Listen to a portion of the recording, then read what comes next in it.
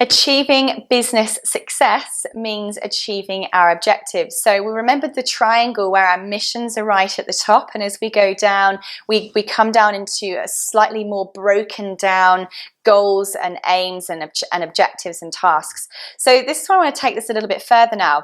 I want to talk to you about key result areas, KRAs, and KPIs, key performance indicators. You may have heard these terms before, you might not, but let's take a look at what they mean so that we can make sure that you guys are really understanding how this is going to change your business and how this is going to make sure you achieve your goals. So our key result area is, let's say we've got our business mission, our values, strategic objectives.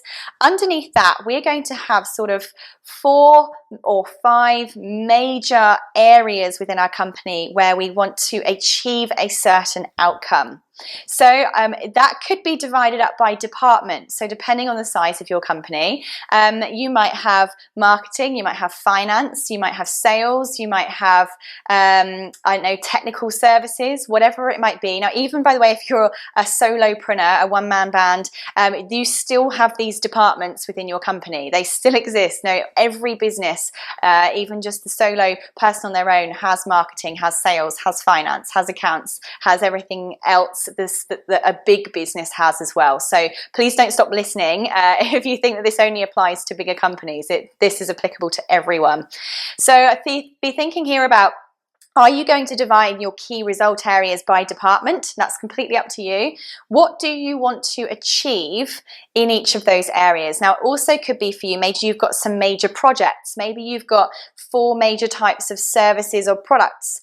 These key result areas are basically the primary sources of income or the primary goal areas within your company. So write down, maybe just do a brainstorm of all of the key outcomes that you want to achieve for your company, and they are your key result areas.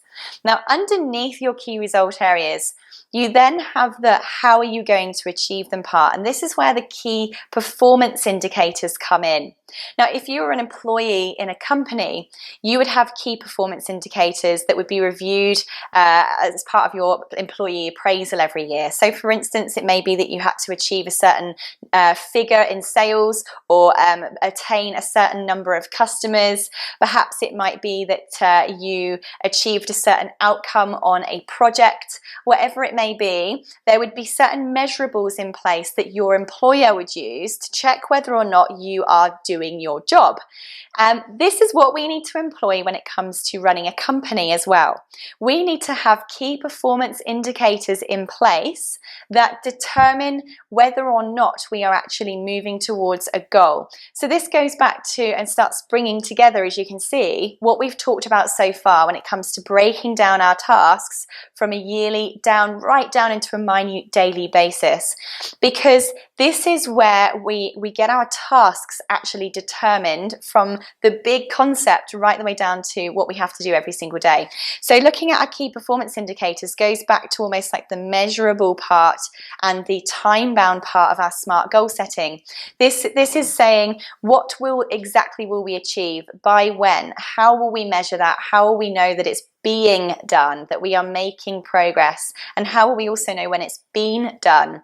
And underneath that, we then get our daily tasks. That would basically come down to, right, well, in order to achieve that, that means that every single day I have to do X, Y, and Z task, or once a week I have to do the following activity.